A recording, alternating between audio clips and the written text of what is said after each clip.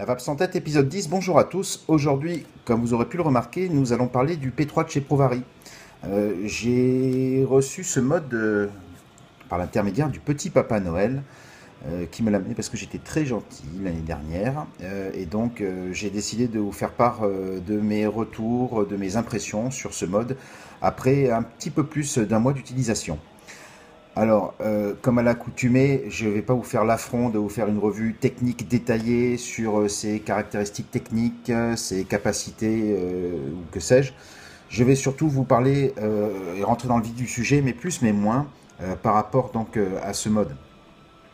Alors, je vais commencer, une fois n'est pas coutume, par les plus, parce qu'il y en a beaucoup, il y a beaucoup à dire, mais je ne vais pas m'étendre là où d'autres se sont déjà étendus. Moi, ce que je retiens principalement en tant qu'amateur de ProVape, parce que j'avais déjà un ProVari Mini auparavant, j'ai toujours un ProVari Mini qui m'a duré 1 an et demi et qui est quasi increvable. Malgré un petit retour en SAV chez ProVape pendant 1 mois et demi où je ne l'ai pas eu, mais ça s'est plutôt bien passé, c'est un peu traîné, mais bon voilà.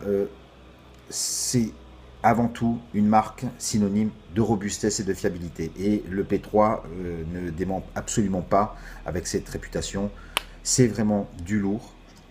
Alors lourd pas au sens poids, mais on sent que c'est costaud, c'est vraiment du matériel avec une finition extraordinaire, il y a une robustesse, une impression de solidité quand on l'a en main, que l'on ne retrouve pas avec les autres modes un peu plus cheap, je pense à feu mon SVD.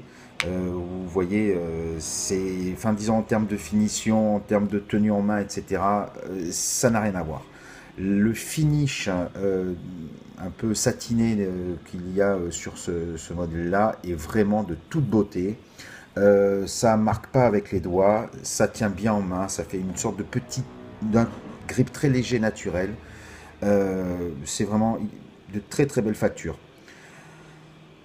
L'écran est vraiment une belle réussite, évidemment, c'est dans l'autre sens. L'écran est vraiment, c'est une belle réussite. Il est lisible, il est clair. La gestion des menus, toujours avec un seul bouton, c'est propre. Pour les habitués de ProVape, ils ne seront pas déroutés. C'est toujours le système 1, 2, 3, 4, 5. Et puis après, on rentre dans les menus. Le menu défile tout seul, à contrario des ProVari Mini et autres précédents. Là, il défile tout seul avec l'écran OLED. C'est super propre, c'est vraiment très beau. Je vous montre juste pour la petite. Décidément, je suis à l'envers. Ouais, j'y tiens. Vous voyez, ça défile tout seul. Hop, petite mise au point pour que vous y voyez quelque chose. Voilà. C'est propre, il n'y a rien à redire. C'est bien pensé, c'est bien conçu. Impeccable. Ce coffre, ce ProVari, et que n'offre pas la version précédente, et même qui, à ma connaissance, à ce jour, n'offre que la concurrence ne propose pas, c'est surtout ce fameux indice IQ. C'est un IQ pour les Frenchies. C'est un indice, en fait, une mesure que va réaliser le mode sur votre AQ et sur sa conductivité en général, afin de vous donner un indice sur la qualité qui va vous proposer à la vape. Alors là, exemple, 1, 2, 3, 4, 5, je rentre dans le menu, hop, alors là, vous voyez, il me dit qu'on a 16 watts, ça c'est dans le menu 6 volts, on s'en fiche, ma batterie, voilà, là, j'ai pas de dato, et là, il me donne un indice de 84. Alors, il va de soi que si jamais je prends soin, voilà, avec ma batterie, d'un petit peu lustrer la connectique, on y va. On va un petit peu aussi, même s'il n'y a pas vraiment besoin, mais en tout cas visuellement il ne semble pas en avoir besoin, je vais un petit peu nettoyer aussi le ressort. Là-dedans, la connectique, mon plot, je vais un peu le trifouiller avec mon index, histoire de... Ouais, il y a un tout petit peu de noir. Bon, j'ai retiré ce noir. Voilà, alors, théoriquement, il faut le faire avec des cotons-tiges, etc. Enfin bon, tout ça pour vous montrer que ça fonctionne très bien sans. On y va à un petit coup aussi de sopalin sur le filetage. Vous voyez le filetage, hein, j'avais un petit peu de crasse. Hop, on y retourne. Ce que j'apprécie surtout, c'est qu'il est direct, prêt à fonctionner. Vous voyez, hop, là on y va. 1, 2, 3, 4, 5. On retourne dans les menus. Ah mince, je l'ai loupé. Allons-y. Vous voyez, il a conservé, comme son prédécesseur, il conserve les réglages. Il n'y a pas de mauvaise surprise. Là, la batterie, il n'a pas eu le temps de l'estimer vu que je m'en suis pas servi depuis que je l'ai remis. Et là, maintenant, je suis à un IQ de 99. J'y crois pas. 99, c'est merveilleux. Attendez, je vérifie parce que comme j'ai que le retour vidéo à l'envers. 6 volts. Open. 99. C'est merveilleux. J'ai donc, voilà, je vais vous le refaire devant vos yeux ébahis pour reprendre les termes de Zdong, que je salue bien amicalement, même si nous ne sommes pas amis, qu'il ne me connaît pas. Moi, je le connais au travers de ses vidéos. 99, c'est merveilleux. Donc là, théoriquement, vous voyez, le simple fait d'avoir un petit peu nettoyé la connectique, etc., cet indice s'améliore. Donc là, déjà, c'est une petite preuve par la démonstration, par l'exemple, de la qualité de cette fonctionnalité. Alors, je l'ai classé, moi, dans mes plus. Il faut pas se leurrer, hein. On n'est pas, enfin moi je ne suis pas là depuis un mois tous les jours à vérifier quel est l'indice de qualité de mon accu, de ma connectique, de mon mode. Sincèrement, on s'en sert au début pour s'assurer que ça fonctionne, mais après on s'en balance, hein. Ça permet par contre de voir si vous avez un accu qui est en fin de vie, bien que ça vous le ressentiez, j'allais dire naturellement, si il a une durée de vie moindre qui demande à être rechargé plus souvent. Voilà, ça c'était au niveau des plus. Alors par contre, au niveau des moins, parce que bon, moi j'en ai quand même quelques-uns, hein. C'est quand même un mode qui coûte 215 euros, me semble-t-il, prix public. Il y a quand même un truc qui m'agace un petit peu dessus, c'est cette fameuse connectique. Alors, connectique 510, pas de problème, donc je prends, allons-y, voilà, un Expromiser, clone Expromiser, une petite revue à suivre. Connectique 510, ça se vise dessus, pas de problème. Voilà, je ne sers pas trop, vous allez comprendre pourquoi. Hop, on démonte, tape, vous voyez là déjà, j'ai la bague qui vient. Alors, la bague de finition autour, ah bah là j'ai tout qui est venu. Ben voilà, voilà le problème, vous voyez, j'ai même pas serré fort. Ce qu'ils appellent en fait, cette espèce de bague, voilà, de finition, ça fait la jonction. Hop, on y va. À l'intérieur, connectique 510. À l'extérieur, c'est la connectique P3 qu'ils appellent ça. C'est-à-dire que donc là, en fait, ça vous avez une connectique propriétaire pour ProVape. Ils appellent ça comment attendez, j'ai le site sous les yeux.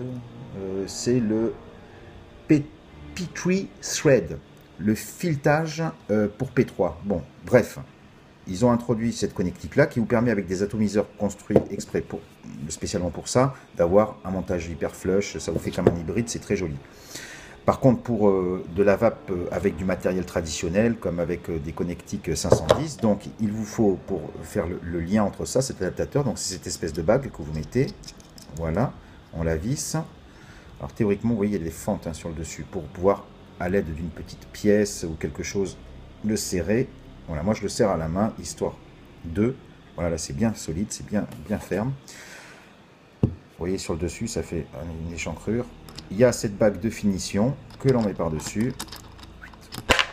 Bien joué. Bien ouais. On y va. Voilà. Filetage nickel, hein, ça marche très bien. C'est flush. Vous voyez comment ça termine? C'est propre, rien à redire. Voilà, je serre pas trop à la main, mais c'est histoire que ça flotte pas. C'est bon, nickel. Je le remets. Je serre à peine. Maintenant, au démontage, bah, j'ai tout qui vient. Merde, voilà, j'ai tout qui vient. Et ça, c'est pénible parce que, pour le coup, chaque fois, on est obligé d'enlever. Voilà. Et puis après, de desserrer. Du coup, pour peu que ça soit pas l'atto qui s'ouvre. Voilà, vous voyez, c'est pénible. En plus de ça, le filetage est vraiment très... comment dirais-je? Il est très vif. Je me suis déjà, ben, vous voyez, ouvert un peu le pouce, bon, gentiment, là encore, ça va, ça c'est... Enfin, je suis allé jusqu'au sang, hein, pour vous dire, tellement c'était bien serré, et pourtant, j'avais pas serré comme un sourd, hein, dessus.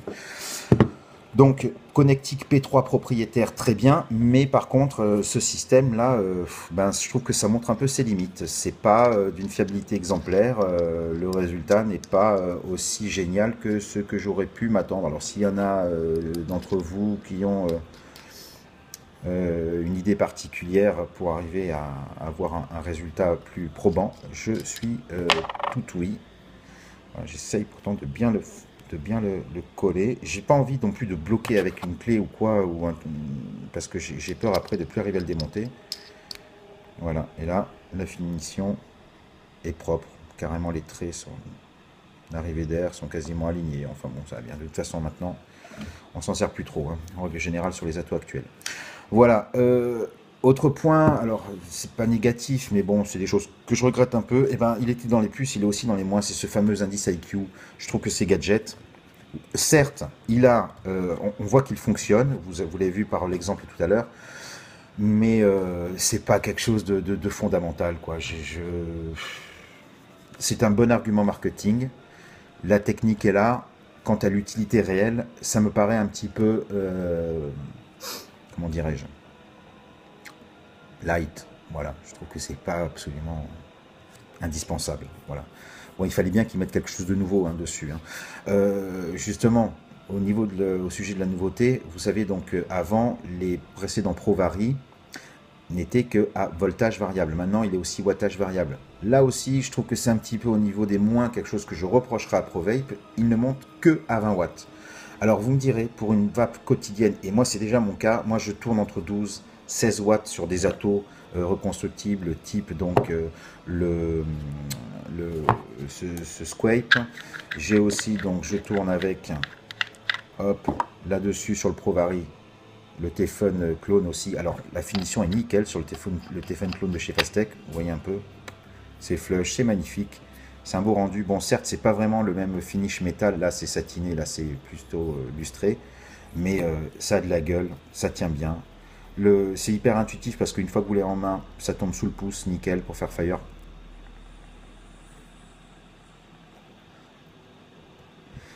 C'est impeccable. Franchement, très joli. Très, très, très, très beau. Et en plus de ça, là où il y avait... Alors, je le mettrai en plus. J'ai oublié de le mettre. Comme quoi, c'était pas très bien préparé. Mais il est en 22,5. C'est-à-dire qu'on n'est pas en 23 ni en 22. Ce qui vous permet, là vous voyez, lui il est en 23, la finition est plutôt belle, ouais, ça choque pas. Et pour le reste, ah là il s'est pas décroché, cool.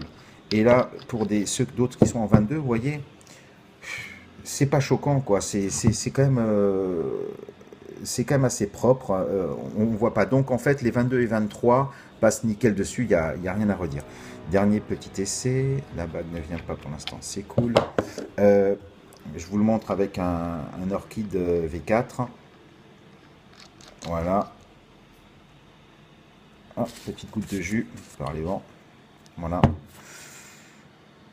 Le résultat est pas mal. Même si c'est pas mon ato préféré de loin, celui-là, mais en tout cas, le finish visuel, c'est propre, quoi. Je trouve que ça rend bien. Allez, un dernier pour la route. Comme dirait François Cluzet. Ceux qui ont vu le film, regardez. Qui n'ont pas vu le film, regardez-le. L'Expromiser. L'Expromiser avec un P3, je trouve que ça a de la gueule. C'est nickel. Avec un petit driptyque Teflon de chez Frenchy Fog, le résultat est nickel.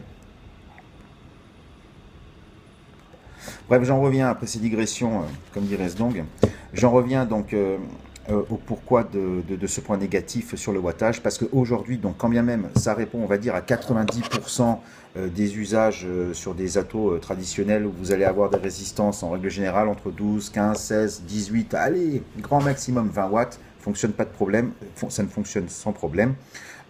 Il délivre les 20 watts. Par contre, au-dessus, vous voulez mettre un dripper, et avec les drippers, vous êtes en règle générale bien plus haut en termes de watts, ben, il faudra faire 100. Alors, attention, hein, moi j'ai essayé, donc je peux vous montrer, ça fonctionne très bien avec des drippers, mais vous n'irez pas au-delà de 20 watts. Voilà, là j'ai mon petit chouchou Lorieco. Hein, je sais même pas, ah oui, ça c'est bon. Qu'est-ce que c'est? Je sais même pas ce que c'est comme jus. On y va.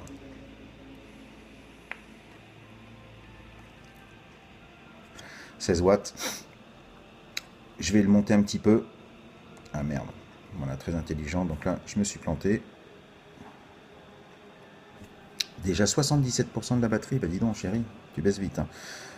Et là, ah bah là, maintenant, le IQ, il est à 67. Tout à l'heure, j'étais à 99. Maintenant, il est à 67. Sur le Orieco, il aime pas. Hein. Alors, on y va. Hop, je vais monter les watts. Je vais le mettre au maximum. Ah bah non, punaise. Je suis passé en volt. Voilà, c'est un peu le problème quand même. Ben tiens, parlons-en. Vous voyez, vous plantez de réglage ou quoi que ce soit, il faut attendre qu'il sorte tout seul du menu. Voilà. Alors, on y va. Maintenant, je suis passé en volt. Allez, je passe en watts et on grimpe. Allez, on y va. Je vous le montre, comme ça vous voyez. Alors, je fais combien? 16, 16,2, 16,4, 16,8, hop, hop, hop, hop, hop, allez, vas-y, grimpe, grimpe, grimpe, grimpe, grimpe. On va y aller, je vais mettre direct à 20 watts, parce que là, malheureusement, sur le dripper, pas de demi-mesure. Voilà, 20 watts, nous y sommes. C'est bon? Tu l'as pris? Tu as combien? Ah, problème! Ah bah oui, d'ailleurs, il me donne la solution. Vous voyez, là aussi, c'est un point positif, hein. Quand vous avez des problèmes, il vous dit ce qu'il faut faire. Donc, d'ailleurs, j'étais pas à 20 watts, j'étais à 19,8. Voilà, apparemment,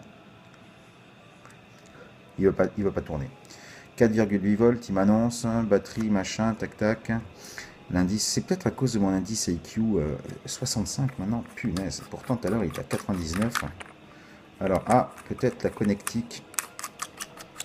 Parce que ça, dessus, c'était bon. C'est peut-être la connectique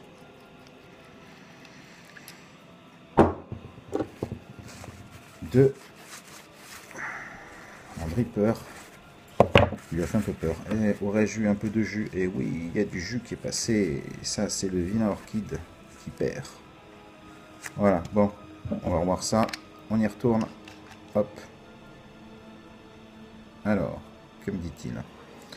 Allons-y ensemble. 1, 2, 3, 4, 5. Bah, toujours pas problème tout fixe, machin. Là, il me dit donc il faut que je réduise les volts ou les wattages. Alors, allons-y, on va baisser un petit peu.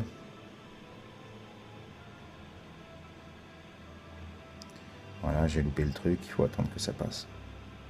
Et je suis passé à 77 maintenant. Enfin bon, ça peut aider à comprendre, d'autant plus qu'a priori, ça peut aider à comprendre les problèmes, effectivement. Le fait qu'il vous donne les messages comme ça, de façon beaucoup plus explicite que des codes erreurs auxquels il fallait se reporter dans la doc pour savoir ce que ça voulait dire. Il y a quand même un bel effort de la part de Provape, il faut le reconnaître. Donc on y va. Hop, je vais le faire baisser. Allez, on y va.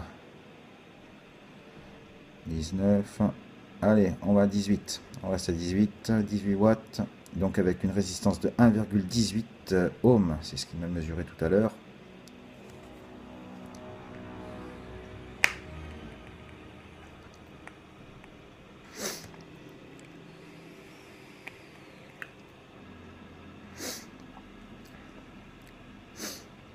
Ça marche. Pas de problème. On va juste vérifier maintenant combien il donne pour le IQ.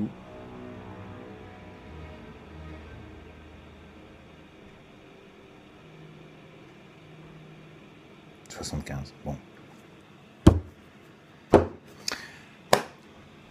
Le point aussi que j'aurais dit positif, j'ai oublié de le mettre, le point positif c'est le fait qu'il mesure les résistances à 0,01 près. Vous voyez, d'habitude sur les autres modes c'est la première décimale après la virgule qu'il vous donne. Là, il ne me dit pas que je suis à 1,2 ohm, il me dit que je suis à 1,17. Bon, vous me direz, ça ne changera pas la face du monde, mais quand même l'électronique est suffisamment fiable et suffisamment robuste pour arriver à lire avec un tel degré de précision. C'est un bel effort et je tenais à le souligner. Voilà ce que je pouvais vous dire donc sur ce mode. Il est très bien, moi je l'adore, je vape au quotidien avec. J'ai aussi donc, vous l'avez vu dans la revue précédente, une IPv2 qui elle me permet de grimper avec les drippers, etc. Pas de problème. Je trouve que le panachage de ces deux me permet de belles choses. Je suis vraiment ravi en fait de ce mode. Il est beau, il a de la gueule, il a de l'allure, il est robuste, il est déjà tombé par terre. Justement, regardons ça de plus près. Il n'a pas eu de choc. Par contre, on voit que ici, il y a un petit jour qui s'est créé. Alors, il faut que je me prenne une cale en bois, un marteau et que j'essaye de le faire rentrer. C'était le même système hein, qu'avec les précédents. Vous voyez, c'est un petit peu ajouré. Là c'est plus fin. Et là, on voit que ça s'est un petit peu ouvert, c'est un petit peu plus large. Bon, vraiment pas grand-chose. En tout cas, il fonctionne bien, un avis globalement très positif dessus. Bon, par contre, le prix, c'est toujours la même chose. Hein, ça coûte un bras, un Provari. Hein. Mais en attendant, achetez 2-3 SVD dans l'année, parce que globalement, la durée de vie, c'est 2-3 mois. Vous en achetez 2-3, bah, avec, vous avez vite acheté votre Provari.